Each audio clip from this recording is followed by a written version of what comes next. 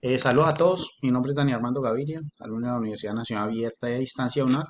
Me encuentro en el programa de Ingeniería en Telecomunicaciones, esta es mi identificación. Bueno, presente video es para el cumplimiento de un punto de la guía de actividades del curso de Teoría Electromagnética y de Ondas.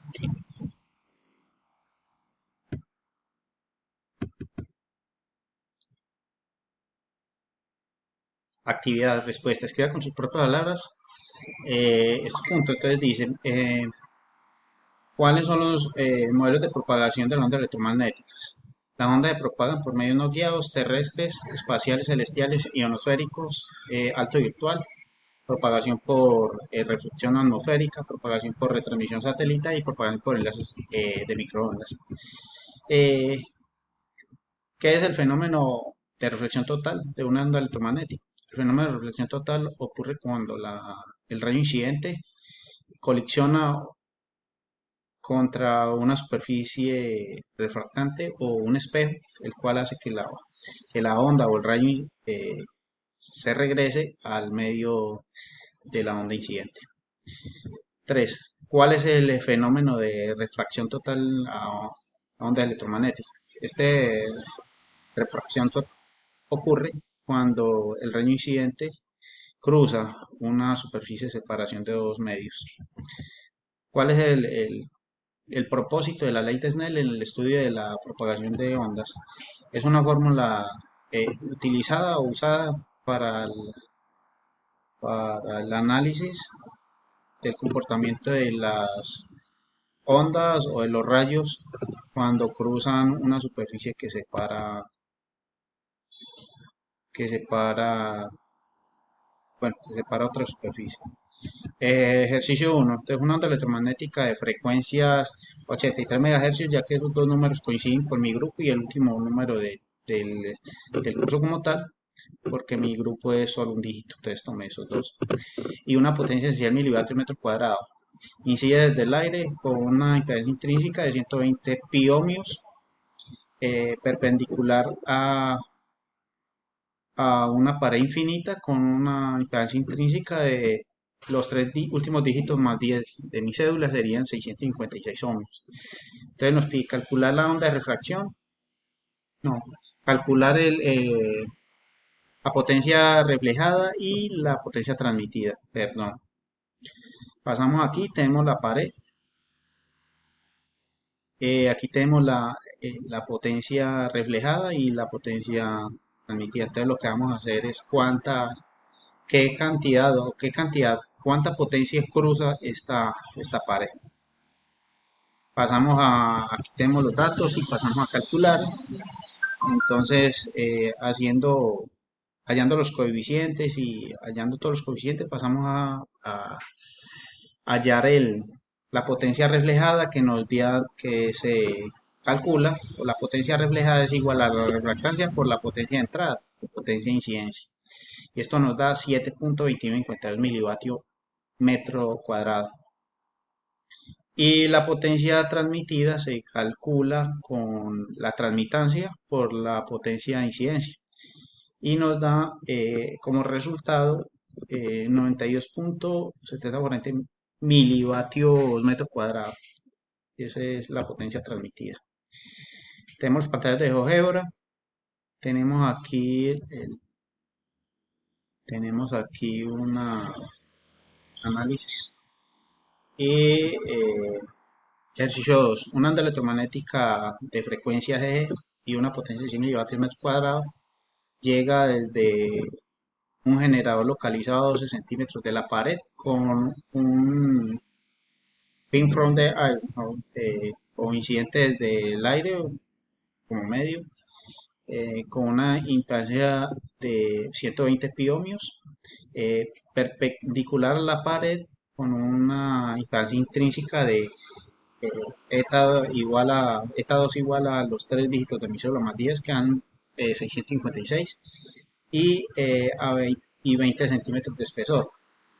La pared está hecha con un material no magnético y no disipativo.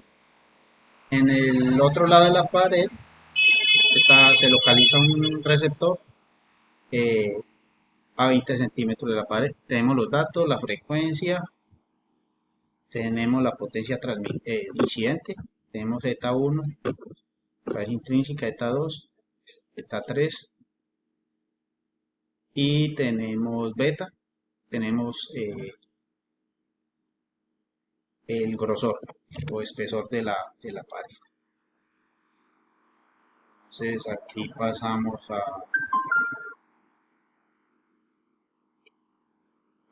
hallar que nos piden acá en el literal A. En el literal A nos dice que calcule el coeficiente de reflexión y de transmisión visto desde el generador. Entonces, bueno, podemos ver que el generador está acá, está generando una onda, entonces la onda llega aquí a esta pared y de alguna otra forma se va a reflejar una señal y va a pasar otra señal o otra onda al receptor. Pasamos a calcular, entonces nos pide allá el coeficiente de reflexión y de transmisión. Pasamos aquí, hallamos la impedancia de entrada, nos da un número, bueno, da un número imaginario, números complejos. Hallamos el coeficiente de reflexión que nos da 0.0262152 más 0.111.8852 y el coeficiente de reflexión y el de transmisión nos da otro número complejo. Y pasamos al segundo literal que nos dice determina en porcentajes y en milivatios metro cuadrado la potencia transmitida al receptor. Entonces calculamos el coeficiente de reflexión de la transmitancia, la refractancia. Entonces la transmitancia la transmitancia total nos da transmitancia 1, la que hallamos en el literal 1, A, y la que hallamos aquí en el literal B. Y esto nos da 0.7202. Es el total de transmitancia. En porcentaje sería 72% y el total de potencia recibida pues, en el receptor es el 72.02 milivatios metro cuadrado. Pasamos al otro. Tenemos pantallazos, tenemos pantallazos de álgebra, interpretación y en el punto 3 dice una onda electromagnética se propaga a través de un medio, bueno, un medio que está en el gráfico. Este gráfico está representado por tres medios. Entonces tenemos hielo, aire y vidrio. Entonces, haciendo una visualización o analizándolo visualmente, vemos que tiene un comportamiento, pues acá tiene el grado de incidencia es de 40 grados, o sea, el ángulo de incidencia es de 40 grados, entonces vemos que viene bien, pero cuando entra al medio del aire, cambia la trayectoria, pero entonces eh, aquí en este medio del aire, la, la trayectoria va a aumentar. Aquí tiene 40 grados, aquí vamos a tener 57 de acuerdo al análisis teórico. Tenemos 57, por lo que este medio es más rápido, entonces la onda se nos va a aumentar digamos, de un punto de vista, se va a abrir un poco y va a llegar al punto C con un ángulo de 57 grados, 17 más que en el ángulo de incidencia en el punto B. Entonces en el punto C llega con un ángulo de incidencia de 57 grados. Lo que vemos que al entrar a este medio que es vidrio, vemos que nos quedan 34 grados y notablemente se ve el cambio de dirección de la onda. Esto debido a que este medio es más lento. Pues sí va a pasar un porcentaje de potencia, pero es más lento y va a ocurrir siempre mm, una variabilidad en ese medio. Aquí tenemos los datos y pasamos a calcular la trayectoria paso a paso como nos piden. Entonces aquí podemos ver que ella arranca con 40, el ángulo de incidencia en el punto B es de 40 grados. El ángulo de incidencia en el punto C es de 57 grados.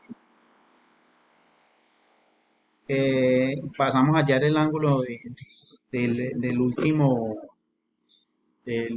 medio y nos da 34,14, lo que vemos que tiene una variabilidad bastante grande. Ahora pasamos usando medios de trigonométricos, pasamos a hallar D. Entonces D lo vamos a hallar eh, de la siguiente forma. Tangente de X igual a cateto opuesto sobre cateto adyacente.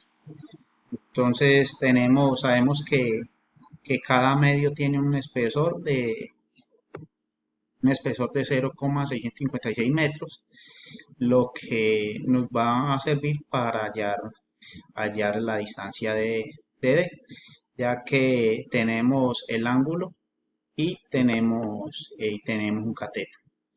Entonces hacemos operaciones y dice que D es x1 más x2 y nos da 1,3881 metros.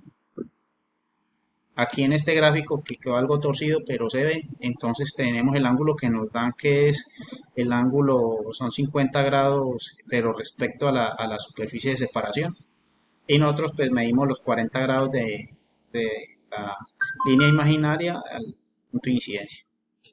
Aquí tenemos que en este medio subió a 57,33 grados y cuando llegó a este medio hizo un cambio de dirección bastante notable.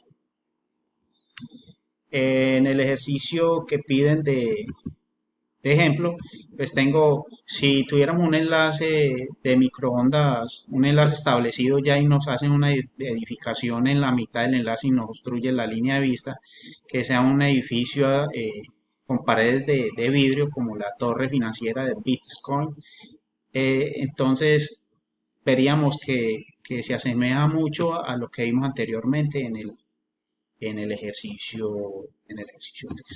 Esto era todo. Muchas gracias por su atención. Quedo atento a recomendaciones.